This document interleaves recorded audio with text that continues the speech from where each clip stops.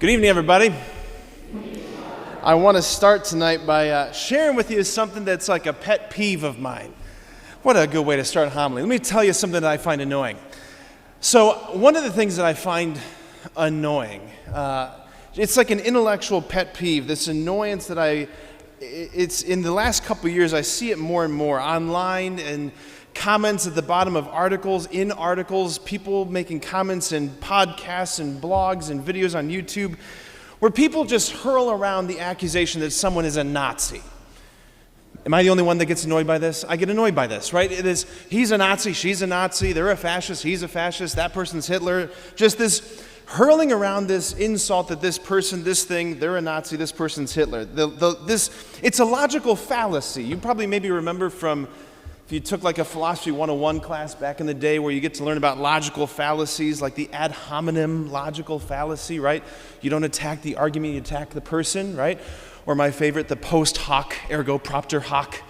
That's a fun one to pull out at a party, right? That's a post hoc ergo propter hoc. You can sound very smart while you're trying to, insult somebody. Anyway, this whole thing about like pointing to someone, calling them Hitler, or pointing to Hitler as a counter or as an example, it's got its own logical fallacy name now, right? So that's how often it's getting used. Reductio ad Hitlerum, right? That's how you know it's official when they put it in Latin. Reductio ad Hitlerum. Okay, why am I bringing this up? Because there's something similar to this in the church. There's something similar to this in the church. I don't know, stay with me. I started with Nazis, but stay with me. When people reference Mother Teresa, I know, I'm not making good transitions, but just please stay with me. This is what I mean. Now look, I love Mother Teresa. I love Mother Teresa. I'm inspired by Mother Teresa. I think her life is so challenging, so beautiful. I think what she has done is so incredible, the order that she has started. I think she's got some of the most beautiful quotes. I think her personal biography is incredible. I love Mother Teresa, right? I love Mother Teresa. But it drives me nuts. This is another pet peeve. It's an annoying thing to me when people are talking about the saints or when people are looking for saint quotes. It's like there's no other saint. It's like the only person that people can think of is Mother Teresa, right? When we're trying to think of a quote to put on the wall, how about a Mother Teresa quote? Oh, great idea, right? There's other great quotes. There's other great saints. Okay, so having said all that, let me tell you a Mother Teresa story, okay? So, that's where you're supposed to laugh, people, okay? You're with me? All right. So, let me tell you this Mother Teresa story. I just wanted to preface all of that to say, I know there's other saint stories, but this one's really fitting. Okay, so Mother Teresa. So Mother Teresa is the foundress of the Missionaries of Charity. She's the foundress of the Missionaries of Charity. The Missionaries of Charity carry out some of the hardest, most grueling work in the church, hands down, far and away. These are women who, they have given up everything, and they live lives of extreme poverty and penance, right? They have two outfits. They've got the habit that they're wearing, and they got the other one that's dirty, and they just go back and forth between the two. They essentially sleep on the ground. They brush their teeth with sticks. I mean, it's grueling, to the point where almost zero Westerners are able to make it in the order. If you're a Western young lady and you show up to be a missionary at Charity, they're like, you're probably not going to make it, right? You're probably not going to make it. That's how intense their work is. They serve the poorest of the poor. There's a never-ending flow of homeless men and women and children to shelter. There's a never-endless stream of people who are dying that they literally peel off the streets, and they give them care as they make their way from this life to the next. For every one person that they get to, there are 1,000 more that they missed. It's an unbelievable sort of supply and demand schema that's going on here. A never-ending work that they're involved in. So one of Mother Teresa's spiritual daughters, she approached Mother one morning with an idea. She said, Mother, instead of praying our usual holy hour in the morning, that's what they would do. They would spend, in their constitution, they spend an hour in front of the Blessed Sacrament every morning in front of Jesus. And she said, instead of praying our usual holy hour in the morning before the Blessed Sacrament, what if we prayed a half hour? What if we prayed a half hour, and with that extra half hour, we could ostensibly reach more people.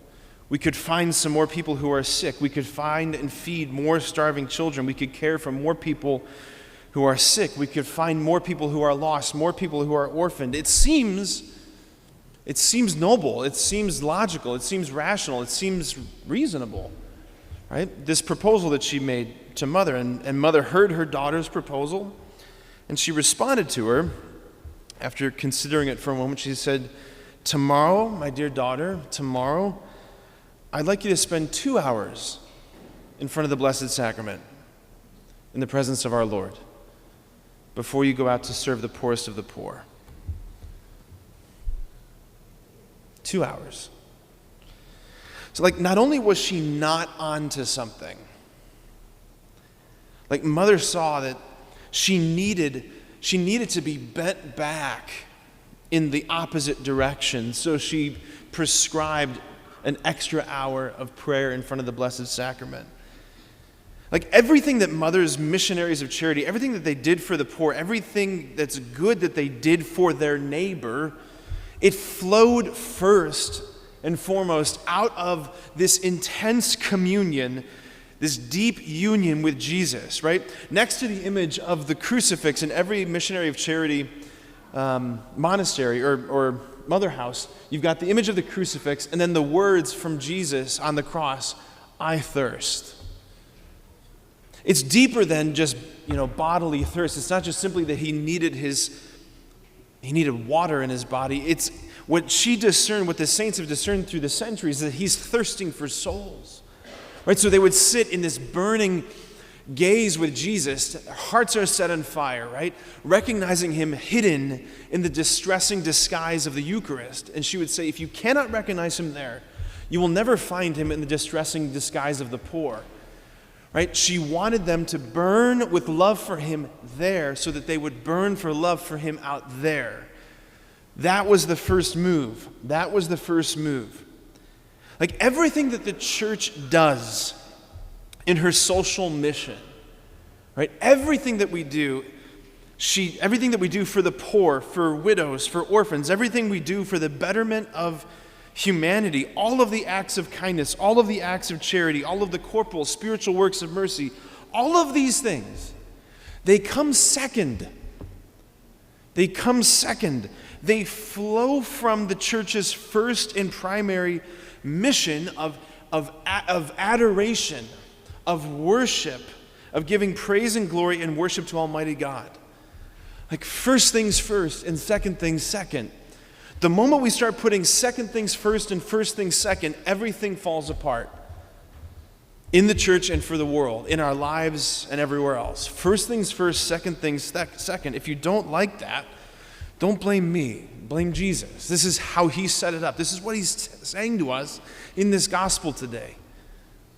This is what he's saying in the gospel today. We, the church, we are not a spiritualized NGO. We are not here primarily to serve humanity. That's not why we exist. We're here first and foremost to worship God. To worship God. We are not the church of nice. We are the church of Jesus Christ. We're not the church where it's just nice to be nice and it's just nice if we're all nice. We're the church of Jesus Christ.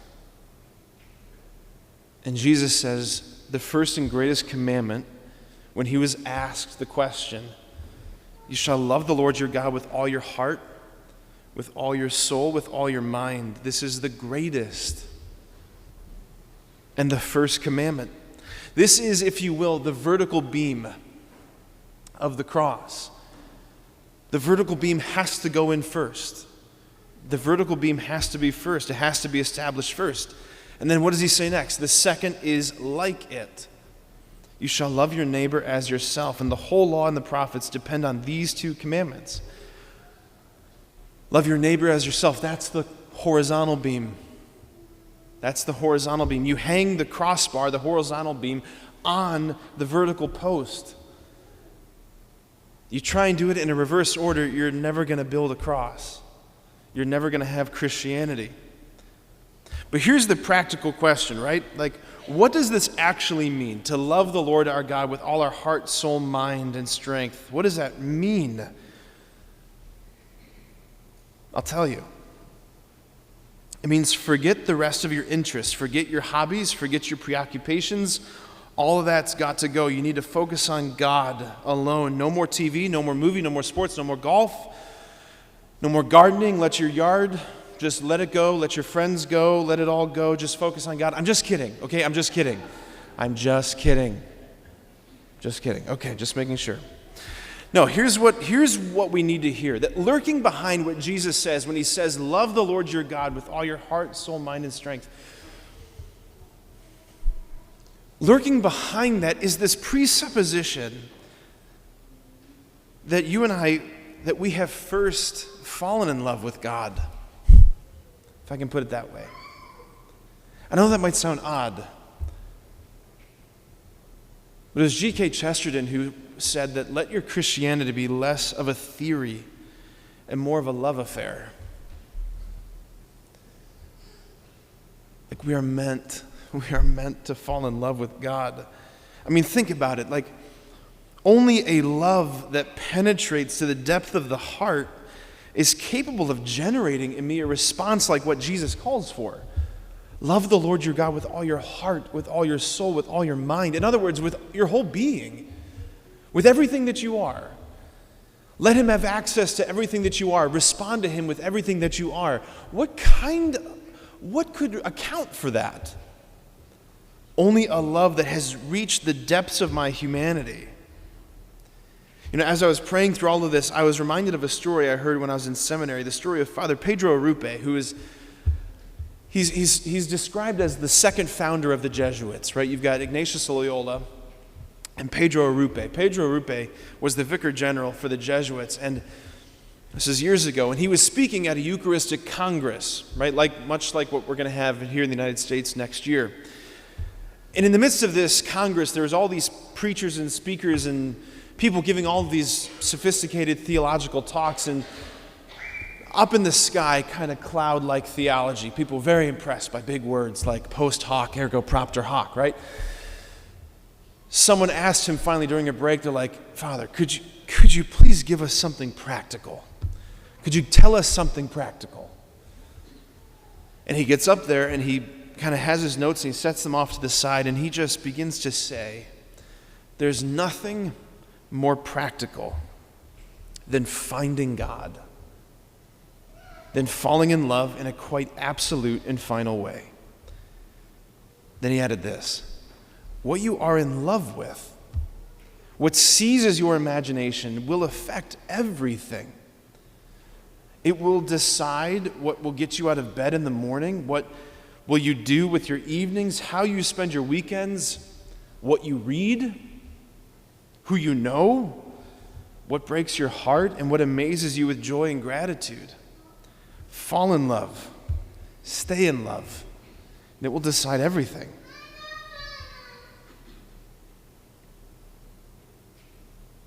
How does one fall in love?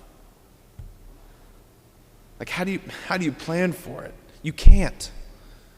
You don't. That's why we say things like, I fell in love. Right? It's something that happens to you. There's no 5-step plan for falling in love with God. But there is this. It's the wisdom of Mother Teresa to her daughter. Put yourself in a place to be found. Put yourself in a place to be overwhelmed.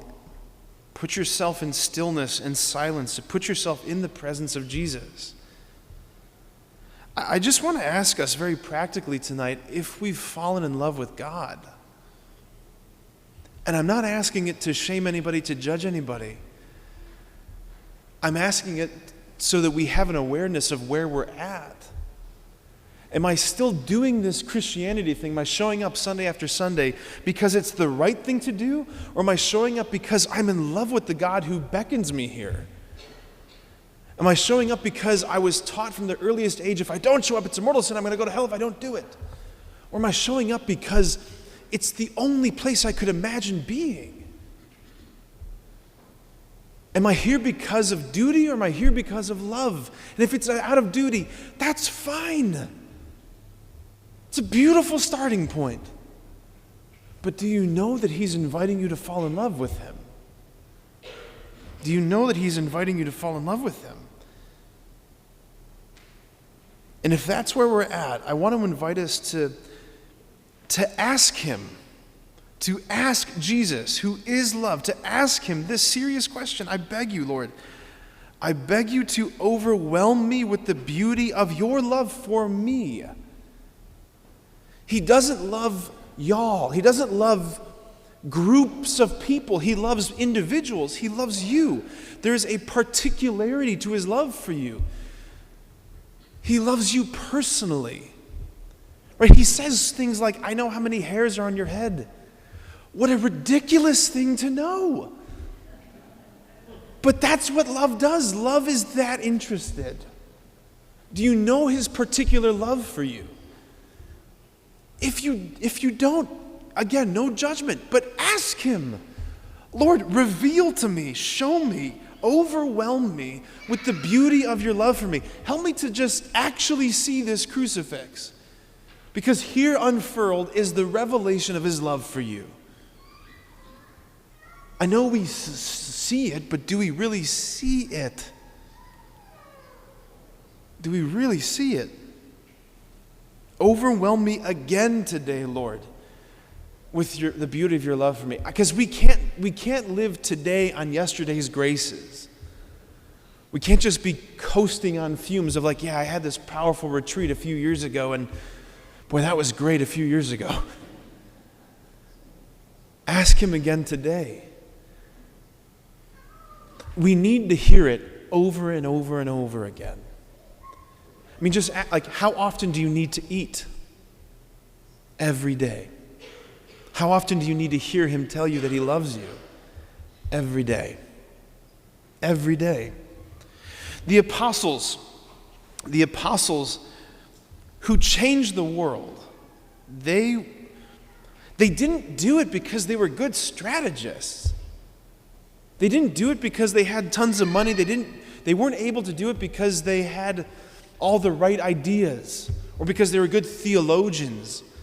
They changed the world because they were overwhelmed with God's love for them, and out of that experience issued forth a desire to love him in return with everything that they had. And that changed the world. Friends, let us be overwhelmed by his love for us today. Amen.